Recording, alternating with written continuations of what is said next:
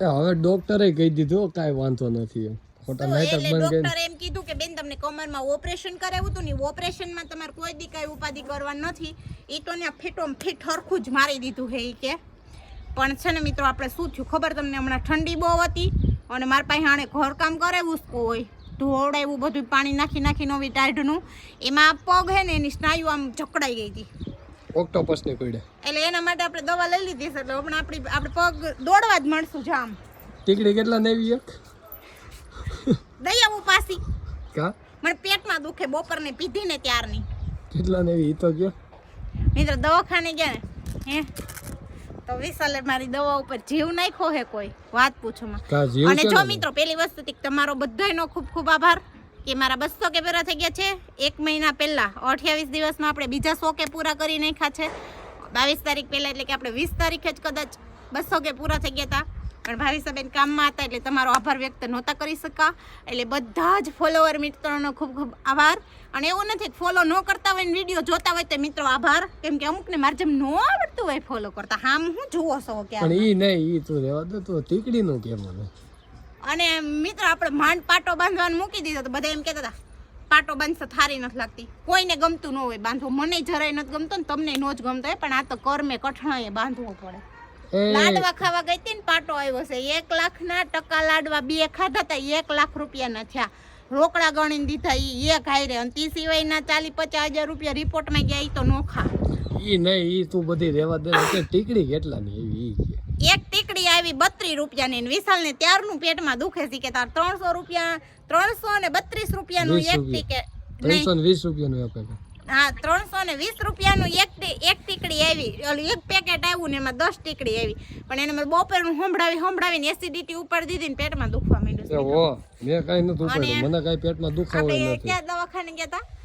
સિદ્ધપરા સાહેબ હા અમે જો સિદ્ધપરા સાહેબ ને મને છે ને મેં ઘરે જ નીકળીને ત્યારે વિડીયો બનાવ્યો હતો ને મને જે મિત્રોએ સિદ્ધપરા સાહેબનું દવાખાનું ચીંધું ને એ મિત્રોનો ખૂબ ખૂબ આભાર એમને મને દવાખાનું આપ્યું જેતપુરમાં કે આ જગ્યાએ છે એમનું એડ્રેસ મતલબ ડૉક્ટર સાહેબનું નામ આપ્યું હતું ડૉક્ટર સાહેબનું કામે બહુ સારું છે આપણને ગમ્યું એમ કહેતા હતા કે બેન પાસે બહુ કામ ન કરો તો આ બેનને નીચે બેસવાનું નથી આ બેનને વાંકાવાળીને કામ નથી કરવાનું મતલબ કચરું કાઢવાનું પોતા મારવાનું ખાવાણીથી હંજવારી કાઢવાનું શેરી વાળવાની બધી ના આવી પછી નીચે બેસીને વાસણ સાફ કરવાની ને કપડાં ધોવાની ના આવી એટલે કાં તો જો પીપળવામાં કાંઈ તમે મને ઠામણા ઉટકવાની મશીન તો લઈ નહીં ગયો એટલે એક ઠામણા ઉટકવાવાળી બાઈ ગોતી આવવાની છે ઓકે અને કપડાં તો કંઈ હું અહીંથી ધોઈ નહીં શકું એટલે કાં વોશિંગ મશીન લઈ ગયો હોકારો નથી દેતા સાંભળો હો ને જોવો હો ને મારી કઠણાઈ ગોધમપુર કેદી જવું એટલે જો કપડાં ધોવાનું કાં તો વોશિંગ મશીન લઈ ગયો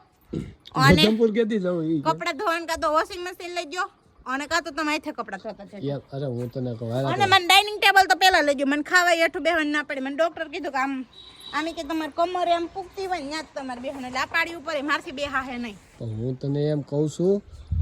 ગોધમપુર કેદી જવું છે પેલો ઓલો 1 મહિનો આ રાયડું નાખી મને ગોજને લઈ જાવ તોય નો લઈ ગયા વિડીયો બનાવવો પડ્યો ને મારા ફોલોવર મિત્રોની કોમેન્ટ વાંચી તઈ તમને શરમ આવી કે હવે હું મારી બાઈને લઈ જાવ ને માની ઘરે તઈ મને લઈને ગયા હતા હવે પોતાના માથે કામ આવ્યું ને બાઈ ભાંગી એટલે સીધી કે હાલતાર માની ઘરે કામ કરવું હોય થારણ ઘરનું માંદી પડે એટલે બાપના ઘરે વાહ રેવા વાત છે આ ક્યાંય નો ન્યા ખાલી ભાઈ સબેન નો ટાટિયો જ ભાંગેલ છો કોઈ ભાંગેલી જીભડી તો હાજી જ છે હાથી એટલે તે ગોધમપુર ભેગા થઈ ને તાર પપ્પા મને થોડોક સપોર્ટ આપે ને કેચુલી જેવી છો કેચુલી જેવી ને કાળી નાગણી છો તું અરે જીભડી કેચુલી જેવી છે કાકડા જેવી કેચુલી એટલે કાતર જેવી કેચુલી એટલે કાતર જ્યાં મુકુનિયા કાપી જ નાખો કટક કટક કટક છે ઉગવાડ નહીં દેવાના ને તારું કામ જ ઈ છે તો મારું બોલો આખી દુનિયા એટલું લોહી પીવે છે વિશાલ મારું આટલું લોહી પીવે છે છતાંય એ મિત્ર મારું લોહી જામી જાય પગમાં શું કરવું એનું કર્મે કરેલા ભોગવવા પડે પછી પણ મને ઈ 1 ટકો લાડવો 2 લાખ રૂપિયાનો પડ્યો ઈ તો તમે કોક ને કયો ટકા લાડવાનો ભાવ શું તો કે 2 લાખ રૂપિયા હા એટલે આપણે કોક લાડવા ખાવા બોલા જાતો જ નથી મોંઘા પડે ભાઈ એટલે મિત્રો તો બધાનો આભાર આપણે વ્યક્ત કરવાનો હતો અને જો હજી સોરી મિત્રો મને જો અત્યારે યાદ આવ્યું કે રામા મંડળ જોવા આપણા વિડીયોથી ઘણા ફોલોવર્સ મિત્રો આવ્યા હતા, એમને હું મળી નથી શકી, એટલે એમને હું દિલથી શું કહેવાય સોરી કહું છું ને એમને હું આવ્યા તેના માટે આભાર માગું છું. અને જોઈ ન હોય ને એટલા માટે સોરી મળી ન હોય ને એટલે સોરી કહું છું, કેમ કે ઘણા એની કોમેન્ટ હતી કે ભાવિસાબેન અમે આવીને ત્યારે અમને મળજો, પણ મારું નાનું બાબુ રહ્યું અને ઘરની ઘરે પ્રસંગ હોય એટલે એમાંથી કંઈ નવરી થાવ તો હું તમને મળવા આવું ને એમાં યા મને કંઈ જાવે ન દે, નોકરું કામ જ ચીંગ ચીંગ ચીંગ ચીંગ ચીંગ ચીંગ હોસળ મારો પગ ભાંગી નાખો. જા ને આટલું બોલી થસોડો હા સડી ગયો. નીચે ઉતર જા,